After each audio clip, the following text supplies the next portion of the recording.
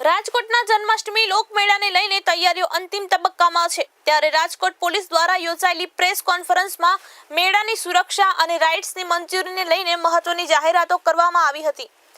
Race course મેદાન ખાતે 14 થી 18 ઓગસ્ટ દરમિયાન યોજનાર પરંપરાગત લોકમેળાની તૈયારીઓ પૂર્ણ થઈ ગઈ છે। પોલીસે જણાવ્યું છે કે ખાનગી લોકમેળાઓ માટે રાઇડ્સોની તમામ મંજૂરીઓ મળી આવતીકાલ સુધીમાં મળી જશે। આ વખતે મેળામાં સુરક્ષા માટે 2000 થી વધુ પોલીસ જવાનો તૈનાત રહેશે, જેથી લોકો નિશ્ચિતપણે મેળાનો આનંદ માણી શકે। મેળામાં ભીડ નિયંત્રણ માટે અદ્યતન ટેકનોલોજીનો ઉપયોગ કરવામાં આવશે।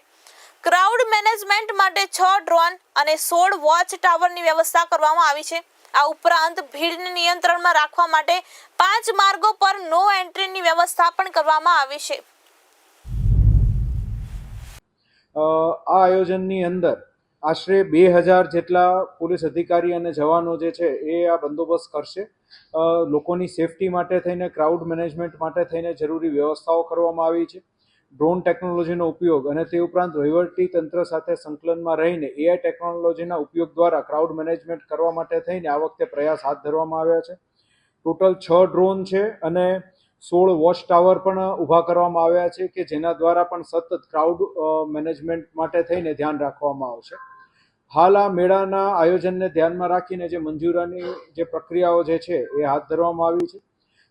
ટ્રાફિક પોઈન્ટ ઓફ વ્યૂથી અને અન્ય આયોજન પોઈન્ટ ઓફ વ્યૂથી હું મારા બંને સાથી ડીસીપી અહીંયા સાથે હાજર છે, તો હું વિનંતી કરીશ કે બંને એક પછી એક પોતાના પોइंट्स आप सब लोगों ने ब्रीफ कर से।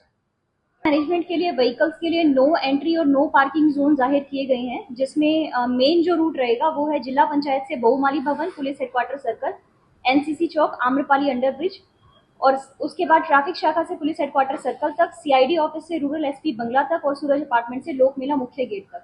इसके अलावा जिस रूट पे व्हीकल की अवर जवर चालू है वहाँ पे भी नो पार्किंग जोन डिक्लेयर किए गए हैं, ताकि अपना वाहन व्यवहार जो है वो सरल रहे।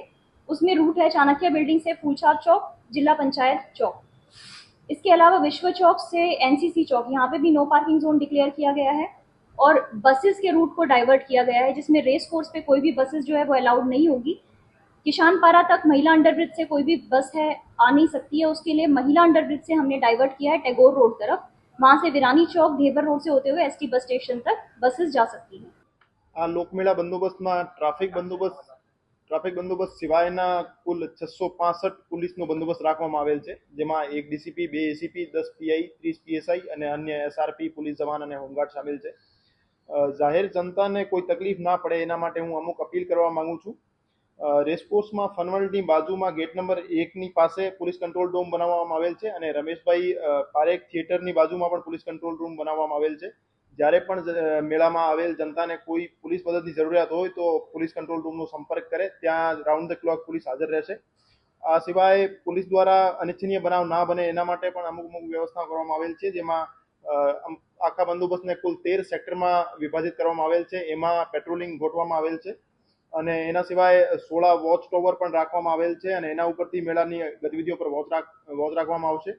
આ સિવાય છેડતી અને ચેન સ્નેચિંગ જેવા બનાવો અટકાવવા માટે એન્ટી રોમિયો સ્ક્વોડ પણ બનાવવામાં આવેલ છે, જે એવા આરોપીઓને પકડવાની કામગીરી કરશે।